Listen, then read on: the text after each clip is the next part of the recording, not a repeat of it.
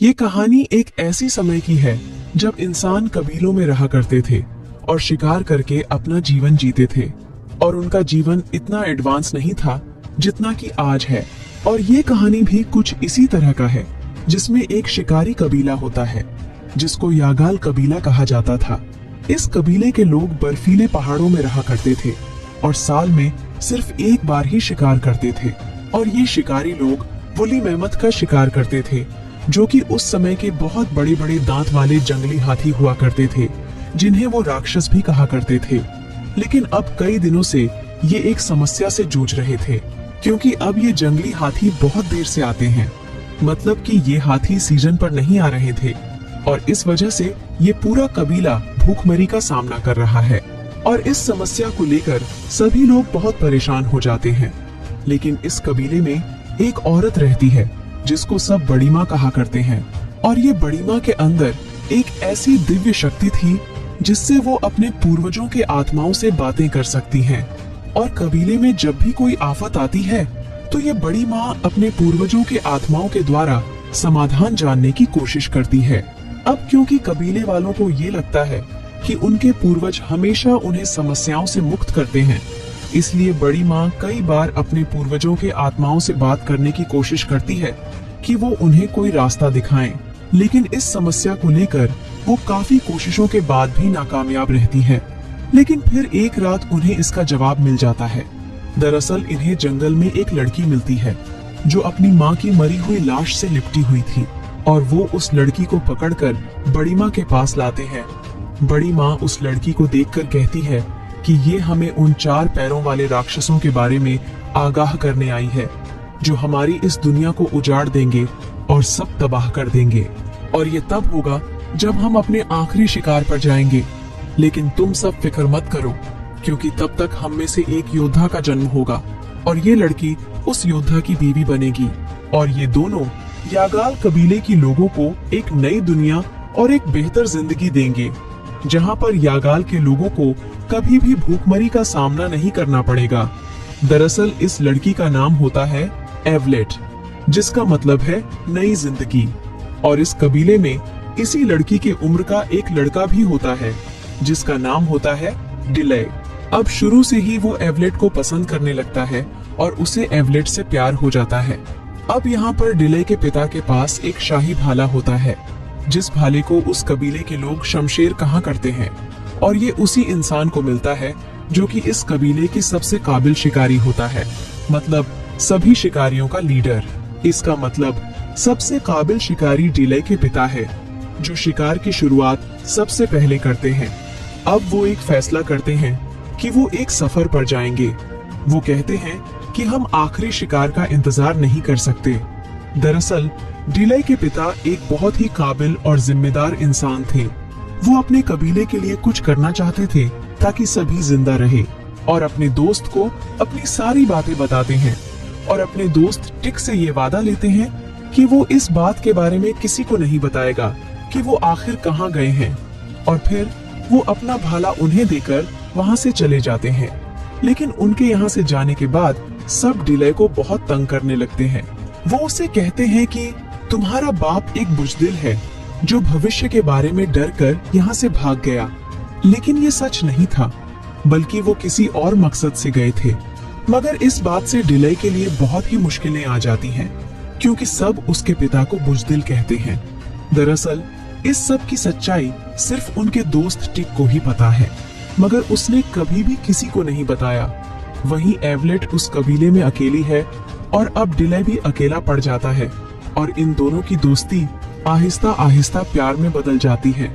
अब कई साल गुजर जाते हैं और ये दोनों बड़े हो जाते हैं। और अब एक बार फिर से इनके इलाके में हाथी आते हैं और ये उनके आखिरी शिकार का वक्त होता है। पर बड़ी माँ के मुताबिक आखिरी शिकार पर जब ये लोग जाएंगे तो वहाँ पर 4 पैरों वाले जानवर आएंगे और इनको तबाह कर देंगे। अब शिकार का दिन करीब आने वाला था और कबीले वालों ने ये फैसला किया कि जो भी पहले शिकार पर हमला करके उसे मार देगा, उसकी शादी एवलेट से की जाएगी और वो शाही भाला भी उसी को मिलेगा। अब इस कबीले में भूमर नाम का एक लड़का भी था, जो शुरू से ही डिले को पसंद नहीं करता था। और यहाँ पूरे कबीले को पता था कि एक भूमर ही है जो कि मैमथ का शिकार करेगा और एवलेट के साथ साथ शाही भला भी उसे दे दी जाएगी। मगर यहाँ पर एवलेट और डिले एक दूसरे से बहुत प्यार करते हैं, इसलिए एवलेट डिले से कहती है कि चलो हम यहाँ से भाग चलते हैं और कहीं जाकर शादी कर लेते हैं। लेकिन डिले कहता है कि नहीं, मैं नहीं भागूंगा अपने पिता की तरह। मैं किसी भी कीमत पर मैमथ का शिकार करूंगा और तुम्हें अपने आप से दूर जाने नहीं दूंगा। अब इसके बाद ये सब कबीले वाले हाथियों का शिकार करने के लिए निकल जाते हैं और अब यहाँ पर कुछ समय में हाथियों का एक झुंड आता है जिनको पहले वो लोग डराते हैं, जिससे वो एक तरफ भागने लगते हैं और आखिरी हाथी जो कि सबसे पीछे था वो सब उस पर एक जाल डाल देते हैं। तभी वो हाथी वहाँ से भागने लगता है, लेकिन उसके शरीर पर जाल अभी भी फंसा हुआ था।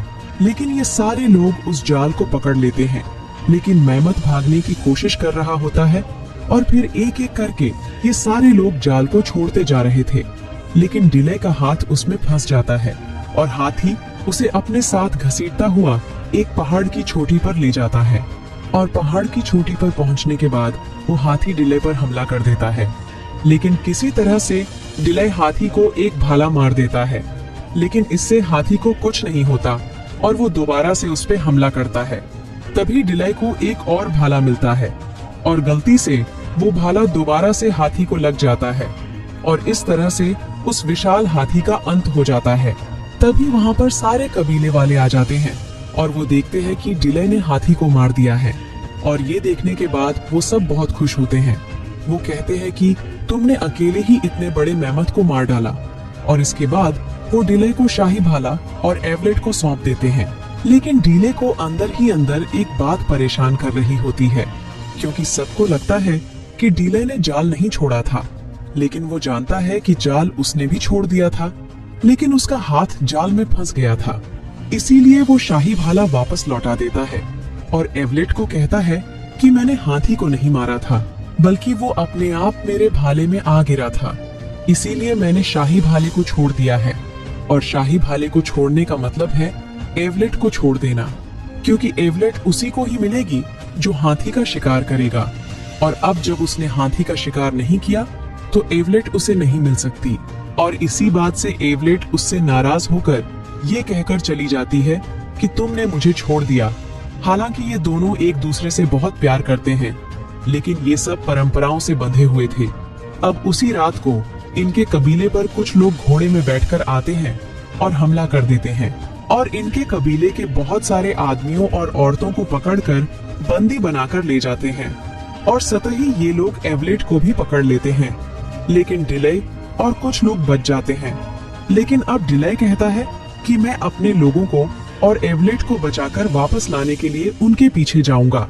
भूमर कहता है कि उन ऊंचे पहाड़ों से आज तक कोई भी जिंदा बचकर नहीं आया और वहां पर जाना एक खुदकुशी से कम नहीं है। लेकिन डिले कहता है कि वो भी उन्हीं पहाड़ों से आए थे और अब वो ये तय करता है कि वो उनका पीछा करेगा। और इसके बाद डिले उनके घोड़ों के पैरों के निशान का पीछा करना शुरू करता है। डिले के साथ उसके कुछ लोग भी जाते हैं, लेकिन इनका जो सफर है वो बहुत मुश्किल है और वहाँ से अपने लोगों को तो दूर खुद को भी बचाकर लाना इतना आसान नहीं है। लेकिन डिले और उसके लोग अब किसी भी चुनौती का सामना करने के लिए तैयार हैं। वो किसी भी हालत में अपने लोगों को बचाकर वापस लाना चाहते हैं।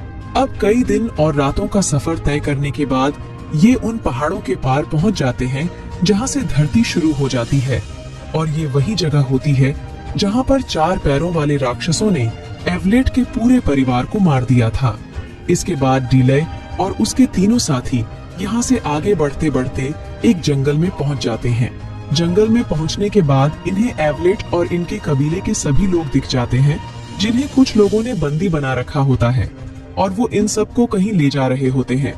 अब यहाँ पर रात को डिले एवलेट को और अपने कुछ साथियों को छुड़ा लेता है, लेकिन वो लोग जिन्होंने इन्हें बंदी बनाया था वो इन सबको दोबारा पकड़ लेते हैं और डिले के एक साथी को जख्मी भी कर देते हैं।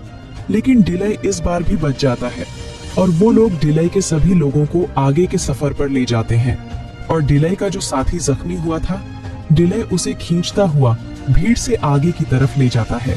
और आगे जाने के बाद इन्हें भूख लगती है, इसलिए डिले शिकार करने जाता है, लेकिन खुद वो एक बहुत गहरे गड्ढे में फंस जाता है। लेकिन वहाँ पर एक बहुत बड़ा शेर भी होता है जो उस गड्ढे में फंसा हुआ था। यहाँ के लोग इसे हत्यादत्त कहते हैं। ये उस जमाने का बहुत ही खूंखार शेर होता है। और फिर रात को बारिश हो जाती है और उस गड्ढे में पानी भरना शुरू हो जाता है और वो शेर अब मरने वाला होता है। लेकिन इससे पहले कि वो पानी में डूबकर मरता, डिले उसे छुड़ा लेता है। डिले उससे कहता है कि मैं तुम्हें एक शर्त पर छुड़ा दूंगा, अगर तुम मुझे नहीं खाओगे तो। और जब डिले उसे छुड़ाता है तो वो शेर उसे न खाकर वहाँ से भाग जाता है। उसके बाद डिले भी उस गड्ढे से बाहर आ जाता है और अपने उस साथी के पास जाता है जो जख्मी होता है। लेकिन अब वो भी ठीक हो चुका है और उसका साथी उसे कहता है कि रात को मैंने यहाँ पर चीखों की आवाजें सुनी थी। और ये दोनों उसी तरफ चलने लगते हैं। वहाँ जाने के बाद ये देखते हैं कि एक गांव पर किसी ने हमला किया होता है। और जब ये वहाँ पर पहुँचते हैं तो इन्हें वहाँ पर बहुत सारे आदिवासी घेर लेते हैं और इन्हें मारने वाले होते हैं कि तभी वहाँ पर वही शेर जिसे डिले ने रात को छुड़ाया था वो आ जाता है। और उसको देखकर वहाँ पर जितने भी आदिवासी होते हैं वो सब के सब डर जाते हैं। और जब वो शेर डिले की ओर बढ़ता है तो वो कहता है, क्या तुमने मुझे पहचाना नहीं? मैंने ही तुम्हारी जान बचाई थी। शेर समझ जाता है और डिले को बिना खाए वहाँ से निकल जाता है। इसके बाद वो आदिवासी जो कुछ देर पहले इन लोगों को मारने वाले होते हैं वो इन्हें अपने साथ ले जाते हैं और खाना खिलाते हैं। डिले उनसे पूछता है कि तुम्हें हमारी भाषा कैसे आती है? तो वो बताते हैं कि बहुत पहले यहाँ पर एक आदमी आया था धरती की तलाश में और उसी से हमने तुम्हारी भाषा सीखी। और ये लोग जिस आदमी की बात कर रहे होते हैं वो डिले के पिता होते हैं। डिले पूछता है कि अब वो कहाँ हैं?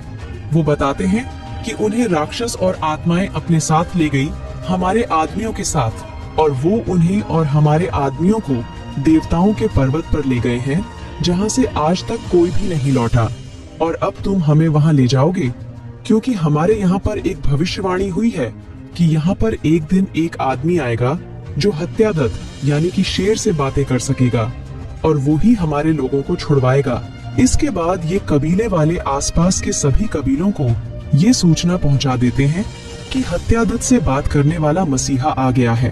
अब यहाँ पर डिले का साथी जो टिक होता है वो ये बताता है कि तुम्हारे पिता उस समय भागे नहीं थे, बल्कि बड़ी माँ की भविष्यवाणी के बाद वो अपने कबीले के लोगों के लिए एक नया जमीन ढूंढने के लिए निकल पड़े थे ताकि हमारे लोग भूख से न मरे। अब डिले को पता चल जाता है कि उसके पिता नहीं भागे थे और वो किसी बुज़दिल इंसान का बेटा नहीं है। वो टिक से कहता है कि तुमने मुझे ये बात पहले क्यों नहीं बताई? टिक कहता है कि तुम्हारे पिता नहीं चाहते थे कि ये बात किसी को पता चले, क्योंकि अगर ये बात किसी को पता चलती तो एक एक करके सभी ये कबीला छोड़कर चले जाते। इसीलिए उन्होंने मुझसे वादा लिया था कि मैं ये बात किसी को ना बताऊं। इसके बाद डिले और बाकी कबीले के लोग मिलकर देवताओं के पहाड़ की तरफ निकल पड़ते हैं। इससे पहले कि वो उन लोगों तक पहुंचते जिन्होंने डिले की कबीले के लोगों को पकड़ा था, वो एक नदी तक पहुंच जाते हैं। मगर वो लोग एक वोट से नदी को पार करके निकल जाते हैं। लेकिन डिले और उसके लोग उनका पीछा नहीं कर पा रहे थे क्योंकि उनके पास कोई भी वोट नहीं थी। और अब वो ये फैसला करते हैं कि वो पैदल ही आगे का सफर जारी रखेंगे। लेकिन आगे का सफर इतना आसान नहीं होता क्योंकि सामने मीलों दूर फैला हुआ एक रेगिस्तान होता है जिसे आज तक कोई भी पार नहीं कर पाया था। लेकिन डिले कहता है कि हम इस रेगिस्तान को जरूर पार करेंगे और अपने लोगों को छुड़ा कर लाएंगे। और फिर ये सब लोग रेगिस्तान की तरफ निकल पड़ते हैं। अब कई दिनों के सफर के बाद सबको यही लग रहा था कि वो इस रेगिस्तान में मर जाएंगे क्योंकि यहाँ से निकलने का कोई रास्ता नहीं था। मगर डिले का ध्यान एक सितारे पर जाता है और वो सभी लोग उस सितारे को फॉलो करके आखिरकार उस रेगिस्तान की दूसरी तरफ पहुंच जाते हैं जहां से आज तक कोई इंसान वापस नहीं आया।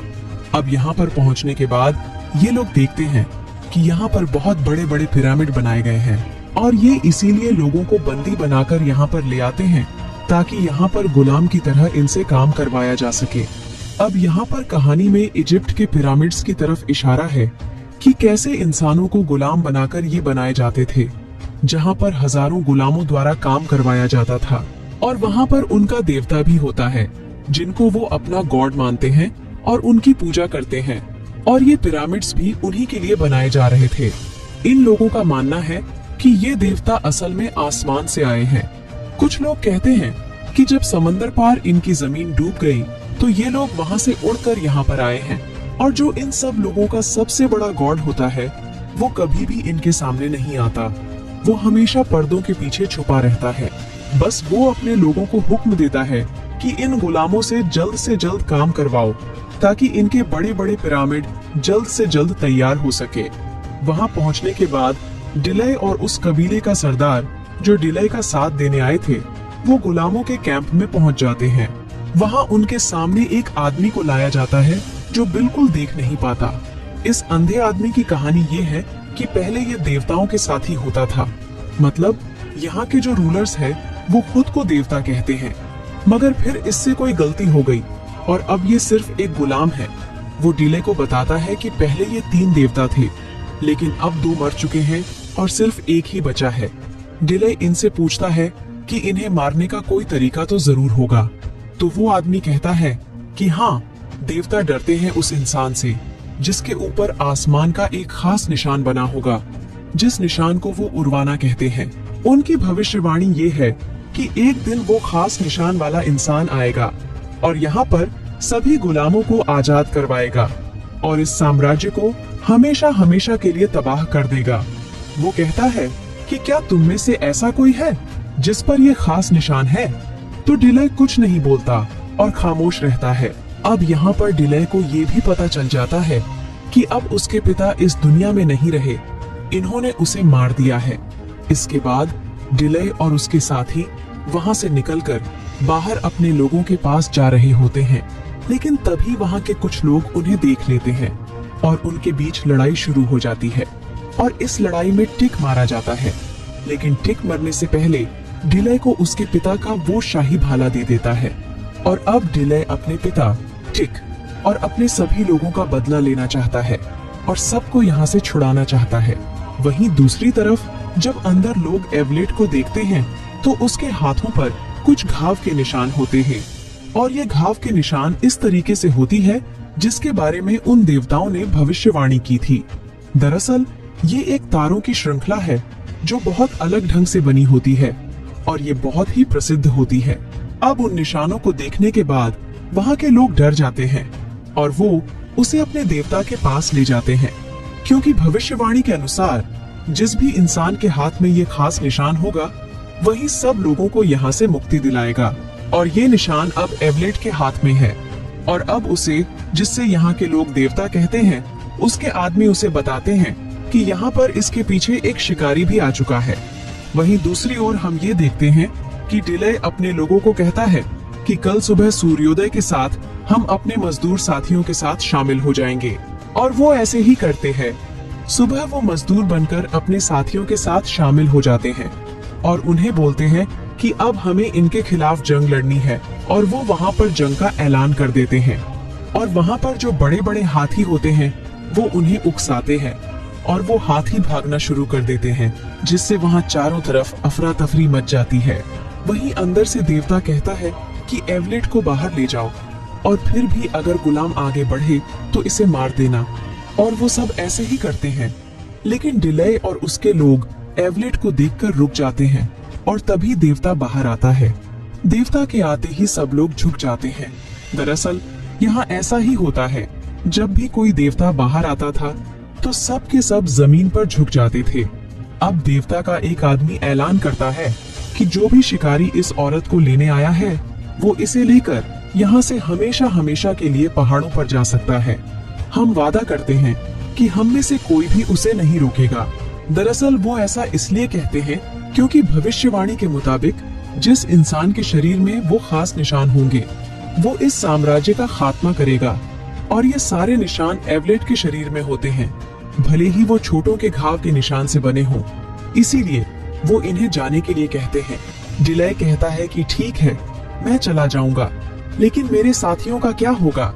देवता कहता है कि वो हमारे गुलाम हैं और वो यही गुलामी करेंगे। लेकिन डिले मना कर देता है और उसके पास जो शाही भाला होता है वो दूर से उसे देवता की तरफ मारता है। और वो भाला देवता के शरीर के आर पार हो जाता है। डिले कहता है कि देखा, वो देवता नहीं है, वो भी एक इंसान ही है। अगर ये देवता होता तो इसे कोई भी इंसान मार नहीं पाता। अब इसके बाद इन सभी के बीच में एक जंग शुरू हो जाती है, जिसमें आखिरकार डिले के लोग जीत जाते हैं। लेकिन वो आदमी जो इन सबको यहाँ पर बंदी बनाकर लाया था, वो एवलेट को एक तीर मार देता है, जिससे एवलेट मर जाती है। तभी डिले भी उस आदमी को जिसने एवलेट को तीर मारा था, वो उसे खंजर घोंपकर मार देता है। और अब डिले बहुत दुखी होता है, क्योंकि इस पूरे सफर में उसने एवलेट को और अपने बहुत सारे अपनों को खो दिया है। लेकिन वहीं पर हमें दिखाया जाता है बड़ी माँ, जो अभी भी दूर पहाड़ों में से इन सबको अपनी शक्तियां दे रही होती है। दरअसल वो सब कुछ वहाँ से अपनी दिव्य शक्ति से देख रही थी। अब बड़ी माँ वहाँ से अपने जान का त्याग देकर एवलेट को बचा लेती है और एवलेट दोबारा से जिंदा हो जाती है। और अब कुछ समय में यहाँ पर युद्ध का माहौल काफी शांत हो जाता है। उसके बाद डिले के लोग यहाँ से जाने वाले होते हैं। तभी दूसरे कबीले के लोग, जिन लोगों ने इन्हें सहारा दिया था, वो डिले को कुछ पौधों के बीज देते हैं और कहते हैं, तुम्हारे पिता चाहते थे कि तुम इन बीजों को अपनी जगह ले जाओ और वहाँ पर उगाओ। उसके बाद डिले ऐसा ही करता है। वो अपनी जगह चला आता है और उन बीजों को उगा देता है। और अब हमें दिखाया जाता है वहाँ पर बहुत सारे पौधे लगने लगे हैं और अब इन्हें कोई भी भूख का सामना नहीं करना पड़ता। और इसी के साथ ये कहानी यहीं पर खत्म हो जाती है।